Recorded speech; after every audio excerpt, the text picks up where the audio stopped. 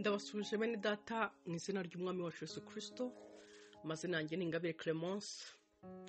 Hanyuma ikiganiro turimo kiri buvuge ku birebana n'agakiza, doctrine du salut. Agakiza ni umusingi ukomeye w'imyizerere twizera, ni ukuvuga ngo ntekereza ko aribyo twakabaye duhora tuvuga buri munsi kugira ngo tubisobanukirwe, kuko ariho hashingiye ubuzima bwacu, niho hashingiye icyerekezo cy'ibyo turi byo n'ibyo dukora. Imana idufashe kugira ngo dushobore kubyumva. Rero mbashimiye uno mugoroba, mwakoze kumpa ino nsanganyamatsiko kandi murakoze kubana nanjye, ndabashimiye. Imana ibahe umugisha. Hanyuma iyi nsanganyamatsiko ivuga ku gakiza, ndashaka kuzayivugaho, ntabwo ndi buyivugaho none gusa, ahubwo ndashaka kuzayivugaho seanse ukuyemo none. Ndashaka kuzayivugaho seanse 3 y'iminota mike n'umuhumure itarenze 40 maximum. Ni ukuvuga ngo nagakiza mu buryo bwako butatu. Agakiza kamwe twakira k'umurimo umwami Yesu Kristo yadukoreye, yakoze mu bugingo bwacu, asohoza muri twe, ni umurimo we. Hanyuma ukaba usohora mu buzima bwacu mu buryo butatu, aribwo bw'ubu bukurikira. Mwibuke ko ubu ndimo ndatanga les extraits gusa, ingingo nyamukuru, ariko nzabisobanura neza. Ni ukuvuga ngo mu cyumweru gitaha tuzareba nyine iyo ngingo ya mbere. Iya mbere rero ni ugutsindishirizwa. Igihe cyose iyo usomye muri Bibiliya uba ari umurimo Yesu Kristo yarangije akoresha igihe cyahise. Igihe cyose haravuga ngo kuko twatsindishirijwe. Ntabwo bivuga ko tuzatsindishirizwa cyangwa ko dutsindishirijwe, ahubwo ngo kuko twatsindishirijwe n'amaraso y'umwami wacu Yesu Kristo. Igihe cyose nuko Bibiliya ikoresha igihe cyatambutse, kubera yuko umurimo wo gutsindishirizwa cyangwa wo kuba umwami Yesu yaraduhinduye abatsinze urubanza, kandi twararutsinzwe, tukaba ntacyo tugikurikiranwaho. Uwo murimo yakoze yawurangije, yawukoze tutabimusabye, awukora atatugishije inama, abona ko ukwiriye, arabidukorera, arabyuzuza. Hanyuma icyo dukora igihe cyose iyo twumvise ubutumwa bwiza ni ukumenya ayo makuru, kumenya ko hari uwagukunze, kumenya ko wari upfuye uzize ibyaha byawe. Hanyuma nanone ariko Imana ikaba yariboneye solution, ikibonera igisubizo cyo kugukiza, cyo kunkiza, hanyuma ikankiza, nkamenya ayo makuru. Niyo mpamvu aho ngaho rero ntabwo wavuga gutsindishirizwa utavuze ubuntu buruzuye, kubera ko si ibintu waguze, si ibintu wasabye, ntabwo mwabikoreye inama ngo mujye kwinginga ngo mwandike ibaruwa. No, uwaguhaye ubuntu, yaduhaye ubuntu, yabidukoreye ku buntu gusa, n'ubuntu busazi. Rero ntabwo wabivuga nyine utavuze ubuntu. Hanyuma kandi nanone ntiwanabivuga nanone utavuze kwizera, kuko ikintu bagukoreye udahari ugasanga wavuga uti no. Abafaransa baravuga ngo c'est trop bon pour être vrai, ngo ni byiza cyane ku buryo utavuga ko ari ukuri, ngo bishobora kuba habayemo kwibeshya. Donc bisaba rero ngo hajyeho umutima wawe wo kubyizera, kwizera urwo rukundo, ukizera izo mbabazi, ukizera ubwo buntu. Ni ukuvuga ngo ubuntu no kwizera birakenewe cyane mu bwinshi kugira ngo bishobore uwo murimo umwami yakoze wo kudutsindishiriza ushobore kuzurira muri twebwe. Okay, icyo nicyo kintu cya mbere itorero rigomba kumva. Cya mbere umuntu wese ushaka gukira urupfu rw'iteka agomba kumva, nubwo Imana yatwibwiye imfatiro z'isi zitarabaho, abo yamenye kera akaba yarabatoranyije. Ibyo byose bikaba byarabaye muri za eternite kera, ariko umunsi wawe wo kuvuka rwose, igise cyawe kikubyara kiba hariya. Niyo mpamvu Paul avuga ngo abo nabyaje ubutumwa bwiza. Ni ukuvuga ngo indi kubyara ni buriya butumwa bwiza wumva. Hariya hantu rero twese abavugabutumwa, namwe abavugabutumwa, twese ababwiriza ubutumwa bwiza, kuko ari nawo murimo twanahawe, nta n'uwundi. rwose hari ahantu hagomba kwitabwaho cyane ukahakora neza umwana ntagire ikibazo mu ivuka rye akavuka neza. Ahangaha rero iyo avutse neza abasha gukura neza, biba ari byiza cyane. Hanyuma indi ngingo ya kabiri tuzavugaho ku kindi cyo mwiri kizakurikira nikurikira ibyo. Ni ukuvuga ngo umwana wese iyo avutse atangira agakura, arakura. Gukura kwe rero kuvuga ngo umwana, reka ntange urugero, aravuka akaba yambara agapampa ndetse n'iyo agiye gukora besoin ze ntabwo abimenya, niyo mpamvu aba yambaye pampa. Ariko nyuma y'imyaka 2 ntabwo biba uko bikimeze, atangira gusaba po, abasaba po, bundi akavuga ko abishaka atakemera pampa. Ntabwo ari uko hari effort, hari umwete ashyiramo, ahubwo ni ubukure, ni maturite nayo ifite ibindi biyibanziriza y'Imana itubwira ngo mwifuza amata adafunguye y'umwuka abakuze. Ni ukuvuga ngo haba hari indyo wariye ukarya ugakura, nko wakura ibintu bimwe bikikora muri wowe ariko biturutse mu buvuke kuko uri umuntu. Urabona urugero, injangwe igendesha amaguru 4, amaguru 2, amaboko 2. Umwana nawe ukambakamba agendesha amaguru 2 n'amaboko 2. Ariko kuko injangwe atari umuntu, yo izaguma igira imyaka 5 ikigenda gutyo. Ariko umwana we kuko ari umuntu azahaguruka, nyuma y'umwaka arahaguruka akagenda. Ni ukuvuga ngo rero kubera ubumana, ya mbuto twakiriye igihe cya justification cyangwa cya gihe cyo gutsindishirizwa, ya mbuto y'ubumana twakiriye muri twebwe niyo igaburirwa rya jambo, yagaburirwa rya jambo ugakura. Wakura bigatangira rero ugatangira gushekinga ibintu by'ibyaha muri wowe. Niho rero iyi ngingo ya kabiri ivuga kuri sanctification, kukwezwa. Umwana wabyawe n'Imana, niko Bibiliya ibivuga, wabyawe n'Imana arezwa. Ariko kukwezwa turimo tuvuga rero, kwezwa ko iyi Imana irimo ibivuga mu byanditswe byera muzabibona, ikoresha present tense. Ni ukuvuga ngo ikoresha temps présent. Ubwo hari muri justification yakoreshaga igihe cyahise kuko mwatsindishirizwa. Kwezwa rero byo ni urezwa none, ntabwo utegereza kuzezwa ejo, nta nubwo ibyo wejejwe ejo hahise bihagije, ahubwo ugomba kuba wejejwe none. Kubera iki? Kuko ukuri ugezemo niko Imana ikubaza, niko ugomba kuba uhagazemo. Kubera ntabwo uba wejejwe ukurikije ukuri kuzuye, ukuri kose, ahubwo uba wejejwe ukurikije ukuri uzi. Kubera yuko mukuru uzi uba wumva wabaye mutagatifu, ariko iyo bukeye ukamenya ukundi kuri usanga uri umunyabyaha kandi warangiza nabwo ukihana. Rero kwezwa ni ukuri uhagazemo, nabyo tuzabibona. Hanyuma ikindi cya gatatu rero gikurikira ibyo nagiye mbikurikirana nk'uko bikurikirana, ni ikirebana no guhabwa ubwiza, ariyo glorification.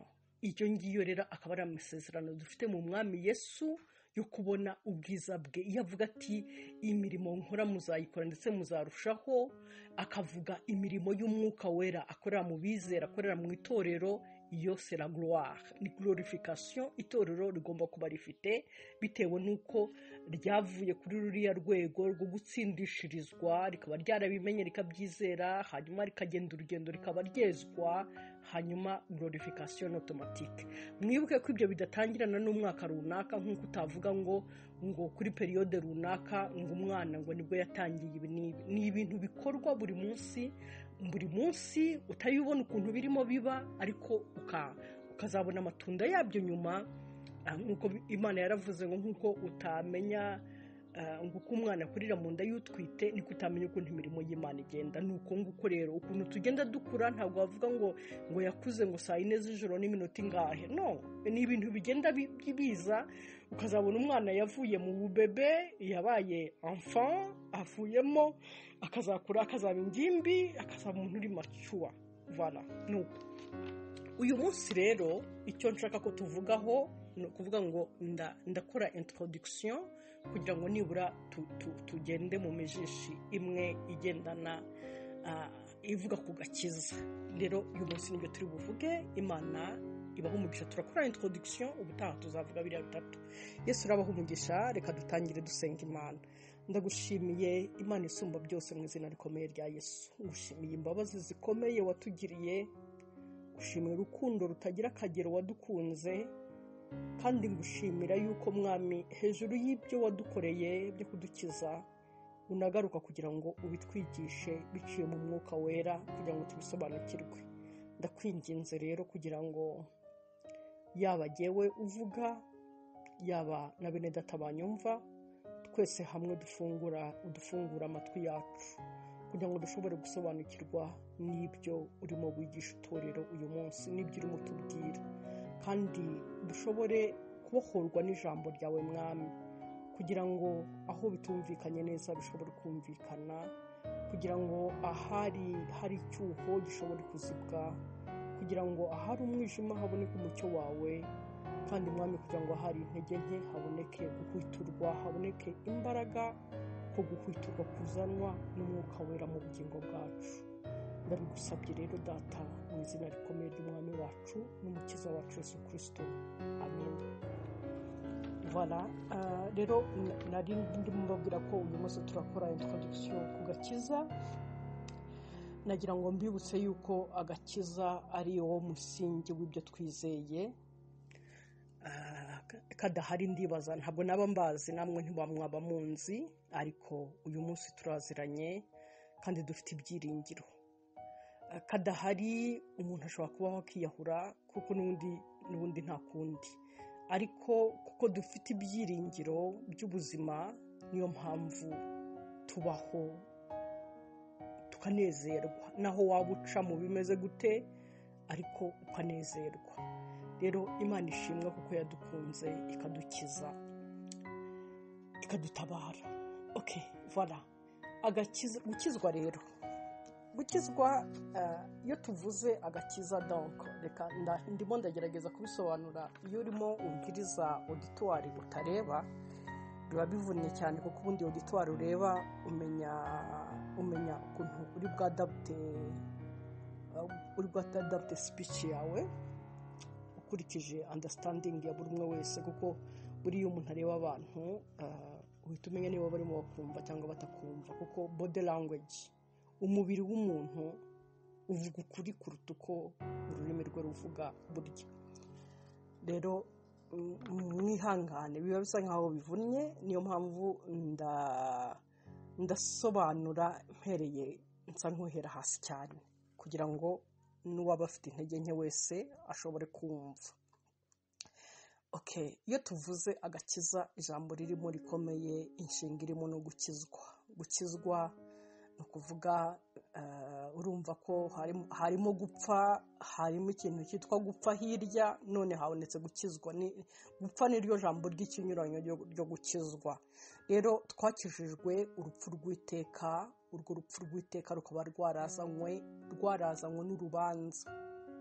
Ni ukuvuga ngo nta muntu waba yabaye kondane nta rubanza rwabaye, nta nubwo hari urubanza hatabaye icyaha. Ni ukuvuga ngo hari icyaha cyabaye, hanyuma icyo cyaha kiba ni ukwica itegeko rero urubanza rwabyo ruba ari ugupfa. Icyo cyaha kiba kigendanye, igihano cyacyo ni urupfu. Urubanza rugutsinze rero ni ugupfa. Hanyuma uko niko humanite, abaremwe bose bose bari munsi y'urupfu, munsi y'urubanza rw'urupfu. Hanyuma okay, mwibuke aka gakiza twizeye, ibintu byose by'Imana twizera ni ibintu byiza cyane, kubera ko njya numva bajya barega abantu bakoze impapuro mpimbano ngo bakoze ibintu bidakurikije amategeko gutyo. Rero ibyo twe twizera mu Mana ni nkunda ko ari ibintu byose biri legala, ni ibintu bigiye mu mategeko. Nta tegeko ryicwa, nta na rimwe. Imana ntigishyiraho itegeko ngo abe ari iryica, ahubwo iyo irigezeho, iyo ibiri buricemo, niba ari ribuye affecte rikayafekta, niko Yesu aza gupfa akadupfira.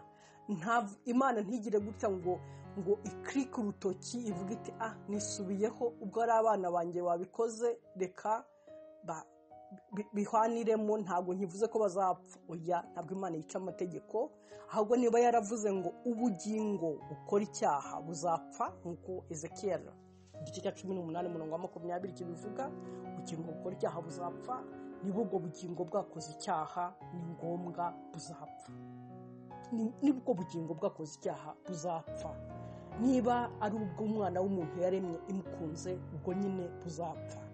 Ariko noneho uko ayo mategeko ari nuko yanongeye akavuga yuko iyo usomye muri Levitika mu Balewi igice cya 17:11 nanone Imana ikavuga iti nemeye ubugingo bw'inyama bwose buba mu maraso, ubugingo bw'ikintu cyose gifite inyama bwose buba mu maraso.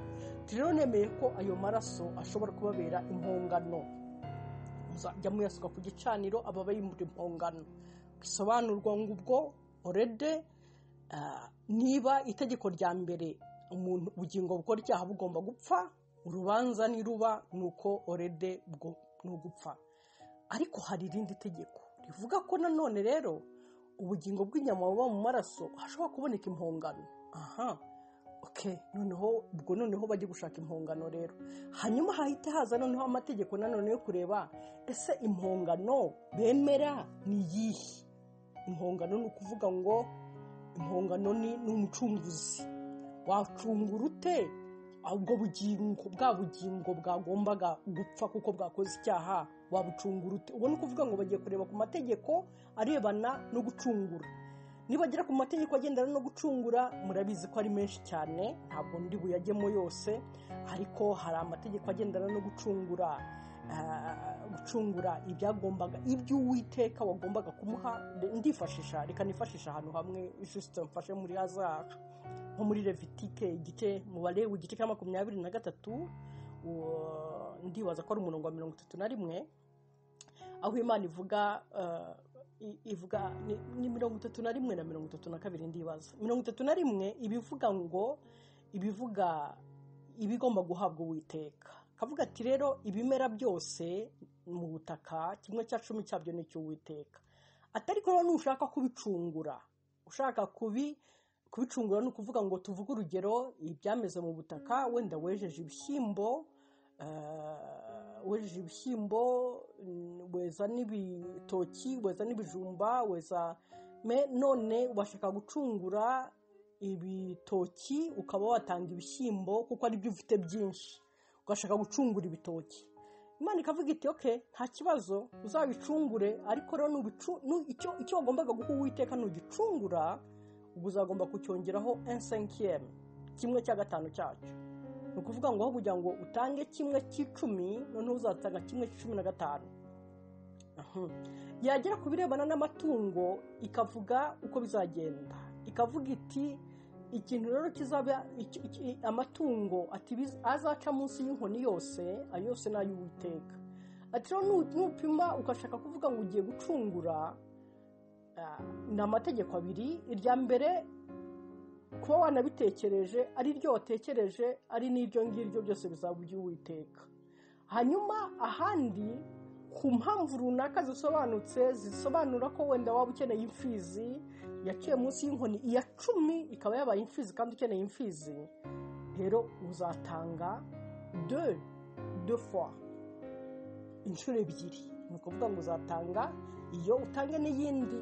Bisobanurwa ngo ntabwo sindi bubitindeho kuko atari byo ndimo mvuga, ariko ikigomba gucungura niba mugiye kuvuga ngo ubwo byari mu rubanza, ubugingo bukora icyaha bwagombaga gupfa, none bemeye ko haba incungu, ubugingo bushobora guhorerwa ubundi, none bemeye incungu rero igomba kuba ifite grande valeur, agaciro kanini cyane kurusha ikigiye gucungura. Icyo ni kimwe. Ikindi cya kabiri, nimara gucungura rero ari ubwayo ari n'icyo yacunguye, byose bizaba ari iby'Imana, byose bizaba ari iby'Uwiteka. Uko nguko niko byagenze rero ku Mana, nuko Imana yemeye ko hari ubugingo bushobora kuboneka bukaducungura, niko amaraso y'umwami Yesu ubugingo bwe bushobora gucungura ubugingo bwacu. Hanyuma nanone ariko ubugingo bwe bukaba ari ubwera cyane kurenza ubwacu, kugirebana n'igiciro cyo nta discussion yari irimo. Hanyuma icya gatatu gikurikira kikaba ari uko noneho rero nyuma y'uko Yesu aducunguye, yaba umwami Yesu yaba natwe abemeye gucungurwa nawe, abo bose bahinduka abo Uwiteka. Imana ihimbazwe cyane. Nari ndimo nsobanura kubirebana no gukizwa. Hanyuma ako gakiza turimo tuvuga, nari ndimo mvuga ko twakizishijwe urupfu, kuko ubugingo bukora icyaha bwagombaga gupfa, navugaga ku by'urubanza. Hanyuma aka gakiza katanzwe n'Imana fete, kuko nta wundi muntu wundi wari muri position yashobora kudukiza keretse Imana yonyine. Iyo irimo yivuga kubirebana n'agakiza yagombaga kuduha muri Yesaya, ureba nka Yesaya 43, ndagukunda cyane, umurongo wa 11 kugeza ku 12, Imana niyo iba yivuga, iravuga ngo jyewe by'ubwanjye nijye Uwiteka, kandi nta wundi mukiza atari jye. Buriya uramutse wabisomye nko mu magambo y'Igiheburayo, akoresha hariya hose hari umukiza, haba hari Mesiya.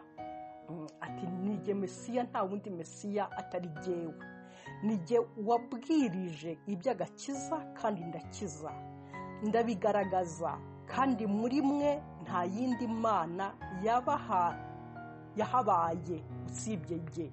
Nicyo gituma muri abagabo bo kumpamya, kuko ari jyewe Mana, niko Uwiteka avuga.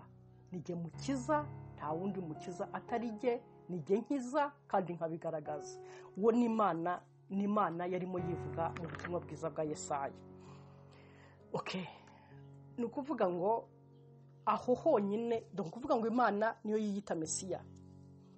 Uko rero yaje kugira ngo ducungure, iyo Mana kugira ngo ibe ariyo iza kuba umukiza wacu. Paul ajya bivuga ati biratangaje cyane, ati ni ibintu by'ubwire butangaje, ati kubona Imana ikagaragara ikiza abantu, ikagaragara ku musaraba, ati ikongera ikaboneka mu bwiza, ati ni ibintu by'ubwire butangaje cyane.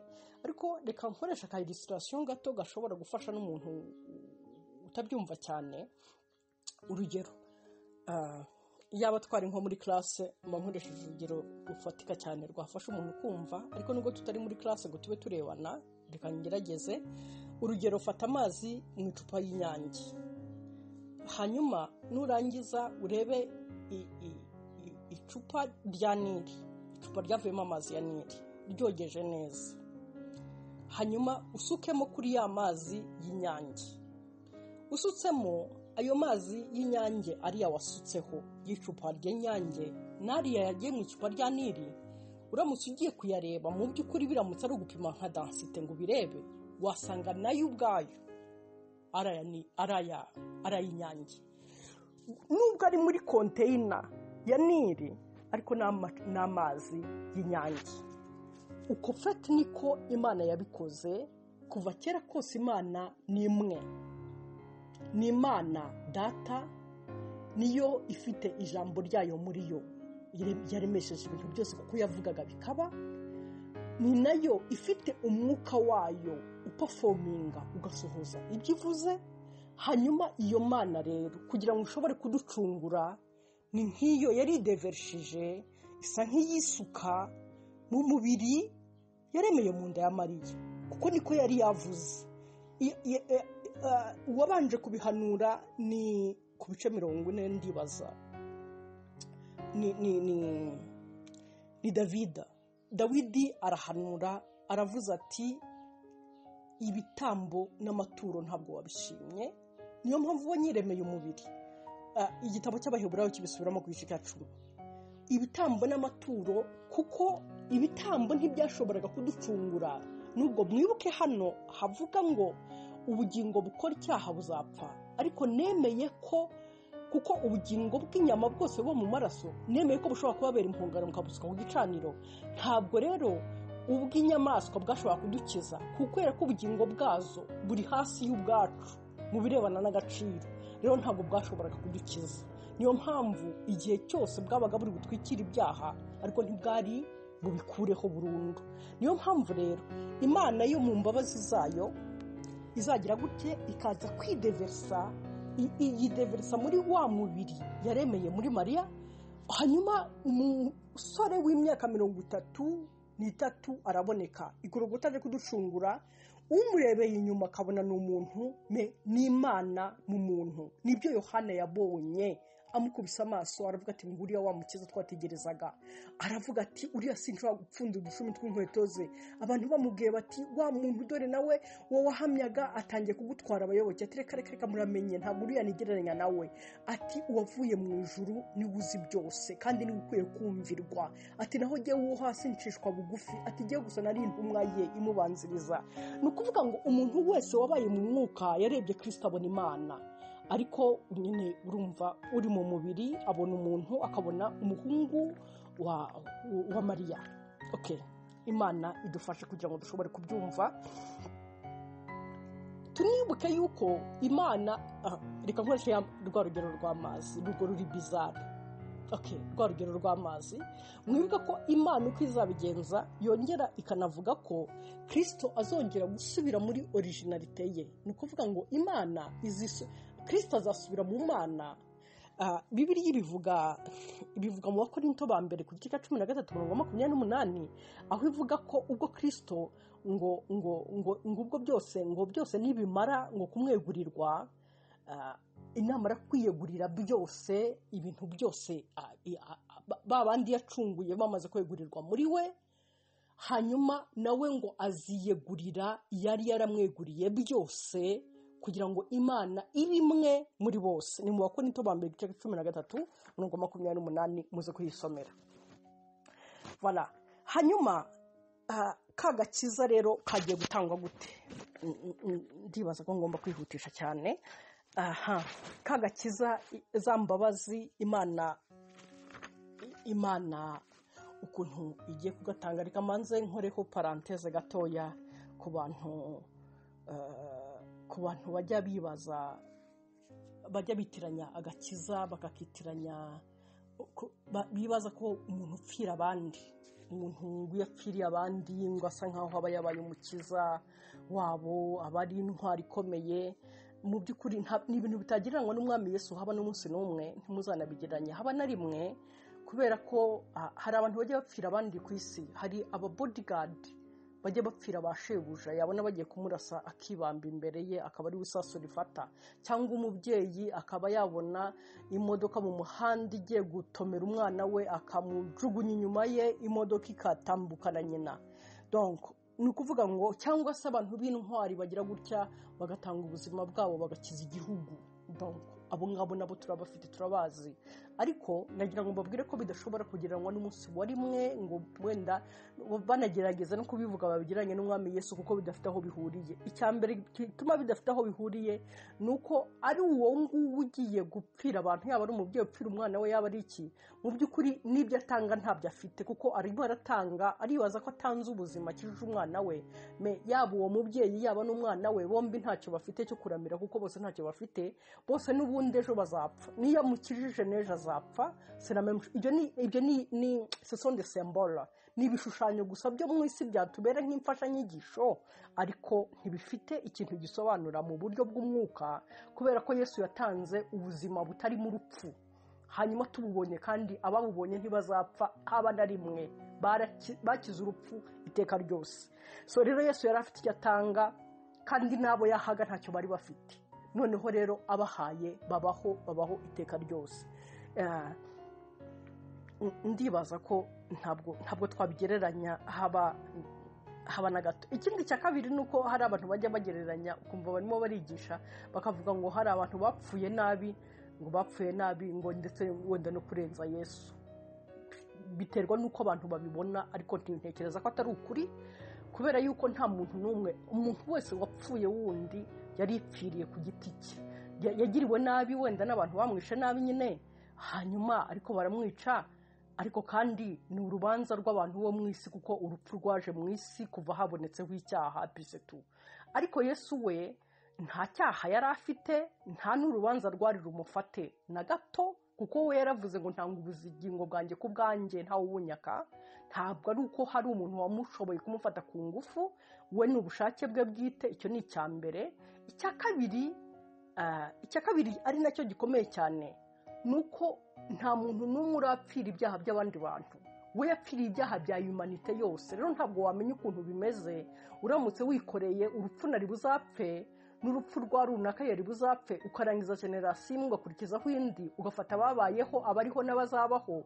Izo mpfu zose zijuma zazo uko byaba bimeze mu mubiri wawe, nta muntu urabigira n'umunsi nawe wa rimwe ngo abe yaza duha ubuhamya ngo avuge ko ngo nawe yabigerageza. Nta n'ibibaho, nta n'uwigeze abikora, n'umwami Yesu wabikoze wenyine.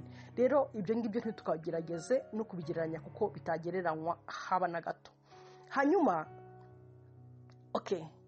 reka ndashaka kurangiriza kuri iyi ngingo imwe nshaka kwensisitaho cyane.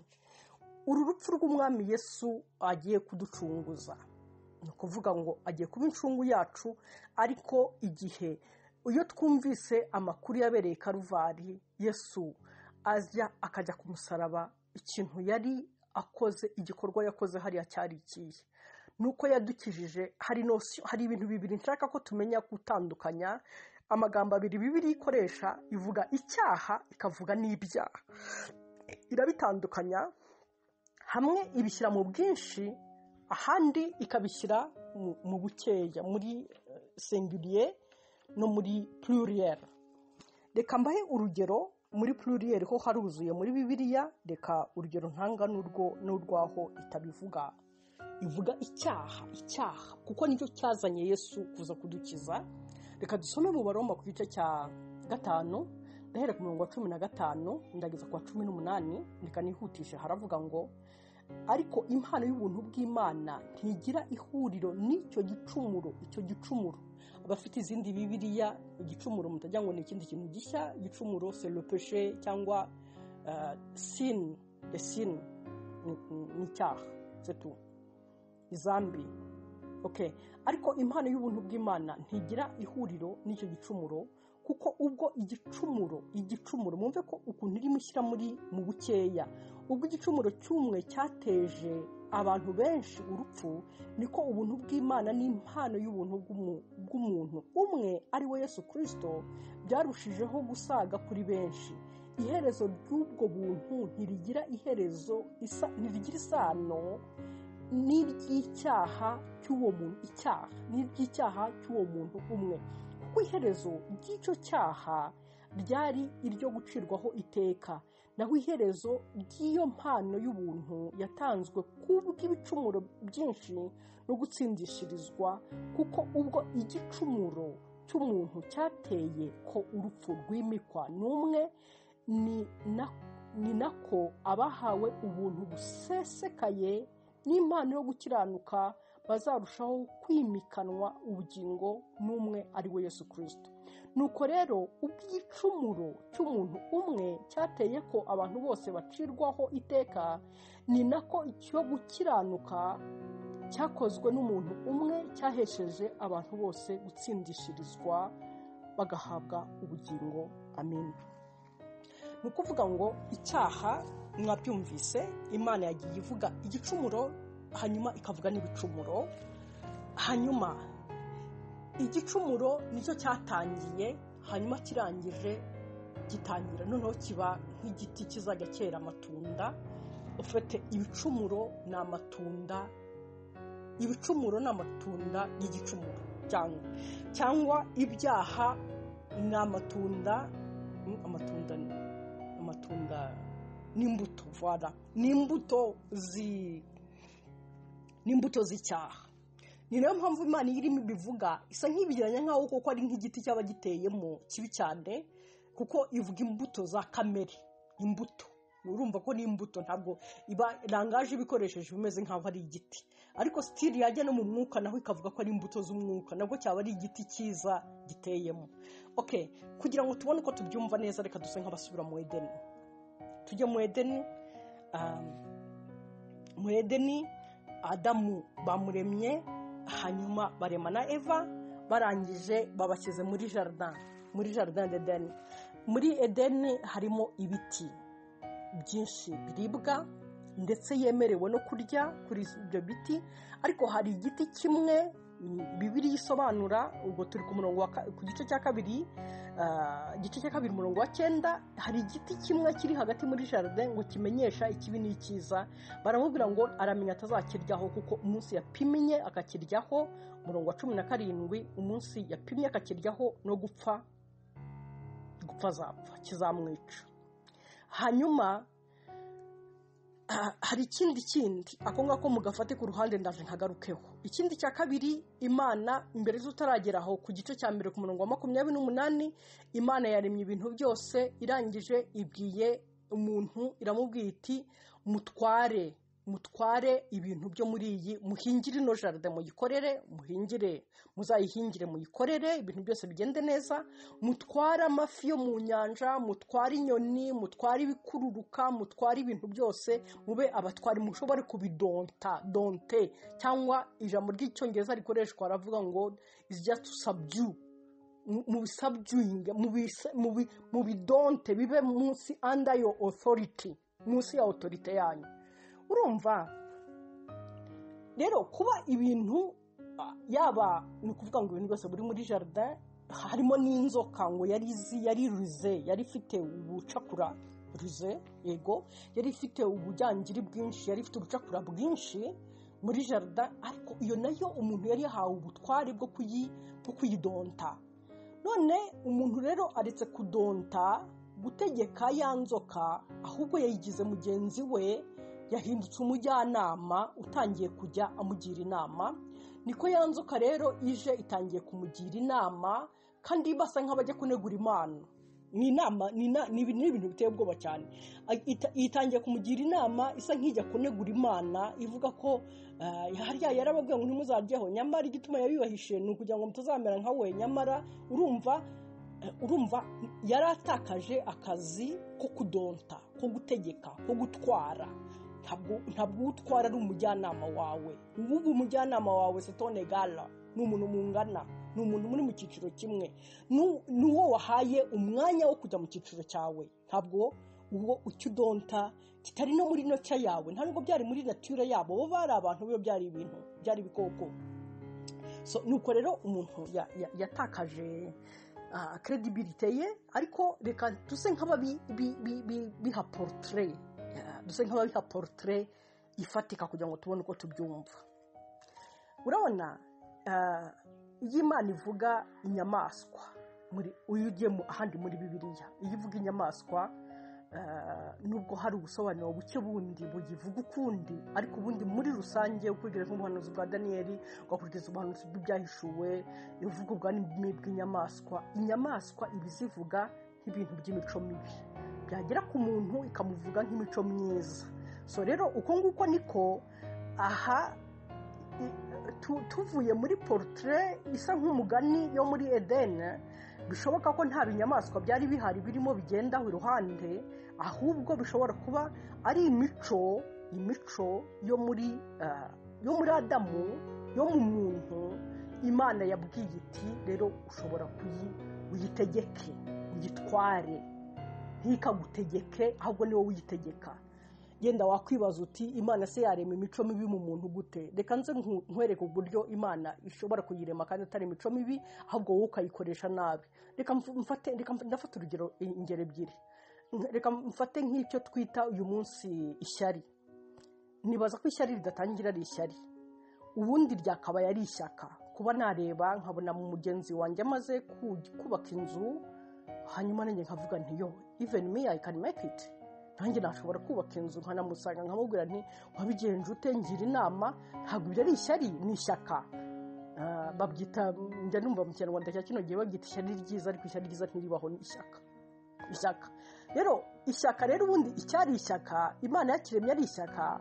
Umuntu ashatse kubw'ingeso mbi ashobora kubigira ishyari. So rero ariko ubwo urumva nuko yaba yananiwe kwitegeka, hanyuma bikahinduka ishyari. Reka mfate urundi rugero rundi rutoya. Reka tuvuge ku cyaha kirebana no gusambana. Gusambana ntabwo busanzwe uko biremye, ntabwo ari bibi, kubera yuko bihinduka bibi iyo ugiye kubikora mu gihe kidakwiriye, n'udakwiriye, mu buryo budakwiriye. ariko ubundi ni Imana yabiremye, yarabiremye kandi ikaha abantu umugisha iti mubyare mwororoke mwuzure isi. Ariko kuba wananirwa kubitegeka byakubana ibindi bikakubana ibyaha bigahinduka bibi. So rero ni muri yo cadre ndimo ndagerageza kugira ngo nibura ibintu tubivane mu bishushanyo tugerageze kubyumva. Noneho kuko igituma ndimo mbikura mu bishushanyo gutyo nuko nubundi Imana ibyo yabwiye Adamu na Eva nibyo natwe tubwira. Natwe tubwira ngo rero ibyo bintu biri muri twebwe kugira ngo dushobore kubana nayo nuko tugomba kubitegeka. Kuko iravuga ngo abayoborwa na kamere yabo ntabwo bafite ubugingo, ni abanzi b'Imana iteka ryose. Ariko igihe cyo abayoborwa n'umwuka batazemera kuyoborwa na kamere yabo, abo ngabo nibo bazabona ubugingo. So urumva ahangaha rero yananiwe gutwara, ahubwo yahindutse yatangiye kumva inama. Kuko n'uyu munsi natwe inzoka n'ubundi irasufura mu matwi yacu ikakubwira ngo ariko buriya nka biriya ngo wabigenje gutya na gutya. Nawe icyo ugomba kugira ni uko ugomba kubidonta, ugomba kwitegeka ukanga inama. Ariko n'uyu munsi natwe turacyumva inama z'inzoka, nta tandukaniro ririmo. C'est juste ko bimwe biri mu bishushanyo wenda tutajya tubikura mu bishushanyo ngo tubirebe, ariko ni kimwe. Kandi ibyo Adamu yategekwaga nibyo natwe dutegeka uyu munsi. Aho yananiriwe niho twananirirwa. Ariko rero twebwe ntitwe no kunanirwa kuko twabonye izindi mbaraga zitangaje arizo gakiza, arizo mbaraga zo gucungurwa twabonye byatumye icyananiye Adamu tubasha kugishoborera mu mwami Yesu. Reka mvuge kuri iki giti nacyo. Igiti nacyo uyu munsi abantu bakora representation munakibaza wenda nk'igiti kironje cyari kiri hagati muri jardin, none ku kiriya byabaye intambara, ukibaza ese ni igiti, ese kahayaruma ni igiti? No, ntabwo sintekereza ko cyaba ari igiti. Kubera yuko Imana iyo igiye rero y'ibyanditswe byera hasigaye usanga ibiti Imana ibyitirira abantu. Ari na Yesu ajya yiyita igiti, sibyo? Niwe giti cy'umuzabibu tukaba amashami. Ari natwe ajya twita ibiti, yabarengurira ku bami akavuga ati akatuvuga ko turi akavuga abakomeye bakaba ibinyerezi, abandi bakaba imifatangwe. Donc bitewe n'ubwoko bw'igiti abashaka kurengurira ku mico runaka. Nebukadinezari Imana yamwerekanye ari igiti. Natwe y'irimi tuvuga twita ibiti toujours. Yanavuga n'ibyo twere, kavuga ko twera imbuto, urumva no kuvuga ko ari igiti still. So rero kiriya giti ntekereza ko cyari hagati muri jardin, atekereza ko gishobora kuba cyari essence y'umuntu. No kuvuga ngo ni umuntu muri we ikimugize ari cyo mu gifaransa bakita essence. Donc ubwo ikimugize ari cyo kigizwe n'ubwenge bwe nka intellectuel, kuko Bibiliya iravuga ngo cyari igiti kimenyesha ubwenge, kikamenyesha icyiza n'ikibi. Ubundi ubyumvise gutyo wagira ngo ni ibintu byiza kuko kimenyesha icyiza n'ikibi, ariko mu by'ukuri cyari kumenyesha icyiza n'ikibi ukurikije umuntu. Kuko ubundi ukurikije Imana ibyo yatugeneye nibyo byiza ukurikijeyo, kuko twe ntitwamenya ibyiza ntitwamenya n'ibibi. Kuko hari icyo ushobora kwita cyiza none ariko mu myaka 3 kizaba kibi, cyangwa hari icyo ushobora kwita kibi mu myaka 5 kizaba ari cyiza. So kuko tutazi ibihe, tutazi nuko biri buramuke bimeze, tutareba hazaza, ntituzi, ntabwo dushobora kujuja ikintu ko ari cyiza cyangwa ari kibi. Imana niyo yonyine nyiribihe ishobora kumenya ikintu ko ari cyiza cyangwa ko ari kibi. Niyo mpamvu rero yabyihariye ngo abari yibikora. Ariko umuntu aravuga ati no, nanjye byaba ari byiza nanjye nshoboye kudeturuna Imana nkayikura kuri uwo mwanya, nanjye nkawujyaho nkajya nimenyera icyiza n'ikibi. Niko rero yohejwe na ya nyamaswa nyine, yohejwe n'inzoka. Noneho atangiye kuyoborwa nawe n'ubwo bwenge bwe, kwimenyera ubwe icyiza n'ikibi. Aho stili bikaba ari byo Imana n'ubundi dusubizayo, ikatugarura ko abayoborwa n'ubwenge bwabo, abayoborwa nabo ubwabo badashobora kuzashyika keretse abayoborwa n'umwuka w'Imana. Kubera yuko ntabwo ushobora gutungwa n'igiti. Uyu munsi nawe Imana irakubaza imbuto urya ni izihe? Ese ni izawe? Ni wowe wiyobora? Ni wowe wiha icyerekezo? Urumva iyo Imana ivuze kurya mwe kubirebera mu kanwa, ahubwo ni ukuvuga ngo ibigutunga, ibyinjira muri wowe, kuko ntabwo igihe cyose umuntu w'imbere ntabwo arisha akanwa, umuntu w'imbere arisha amatwi, arisha amaso, arisha tout son être, ikintu cyose cyo kuri we kibasha kurya nuko how he can feel ibintu, ni ukuvuga ngo nibyo bitunga umuntu we w'imbere. Noneho rero Imana uyu munsi ishaka ko ibintu information zose ugira muri wowe ari byo bigutunze, uzihabwa n'umwuka, utazihabwa n'ubwonko bwawe. Niba ari ubwonko bwawe buziguha, urya ku giti cyabuzanyijwe kikumenyesha icyiza n'ikibi ukurikije wowe. Ariko niba uzihabwa n'umwuka wera, ni ukuvuga ngo umenya ibikwiriye ukurikijwe n'Imana, akaba ari ikuyobora. Rero icyaha rero, kugira ngo ngaruke ku cyo nari ndimo mvuga, icyaha umuntu yakoze nuko deja ahangaha yatangiye kuyoborwa n'ubwenge. Ubwenge buba ari bwo, ni ukuvuga ngo yimuye yanze kurya ku giti cy'ubugingo cyari gihari, yanze kurya ku giti cy'ubugingo, yahisemo icy'ubwenge, hanyuma aciwe muri jardin, arasohotse. Abamukomokaho bose bokozwa kuba bayoborwa n'ubwenge, bakaba baramaze batagishobora. Inyamaswa zisigaye zirukanka ahantu hose muri jardin y'ubuzima bwabo, kuko inyamaswa ntibazishobora kuzitegeka, ahubwo zisigaye arizo zibategeka, zikikorera ibyo zishaka. Icyo rero Yesu yaje gukora ni ukugira ngo asubize muri Edeni ku giti cy'ubugingo. Noneho numvire kutarya kuri cya giti cy'ubwenge, numvire nemere ntegeke za nyamaswa, hanyuma nsubire muri pozisiyo yanjye y'ubutware. Hanyuma ibindi rero ni ako kanya. Ni ukuvuga ngo ufite igiti muri jardin, ukacukura hasi ukagica imizi, ushatse wakwitahira. Ibindi birasaba iminsi, ni umunsi umwe ingahe kiratangira kuma barimo bakireba, kuko amazi yakigaburiraga kirahamana yandi yarakirimo, ariko ntabwo kikiyavoma, ntabwo kikiyakura. Niko rero Yesu iyaje aduha ubuvuke bushya, tukaba ntitugifite ivomo rya rindi rya kera rivoma mu bwenge, rivoma muri rebellion, bikaba ntirigihari. Hanyuma ibindi rero niyo waba wakijijwe ariko ukaba ugifite ibigeso runaka, yavuga ngo it's a matter of time. Hanyuma ibyo bindi nabyo bizarangira, kuko ntibigifite ivomo bikuramo ibyo ngibyo byose.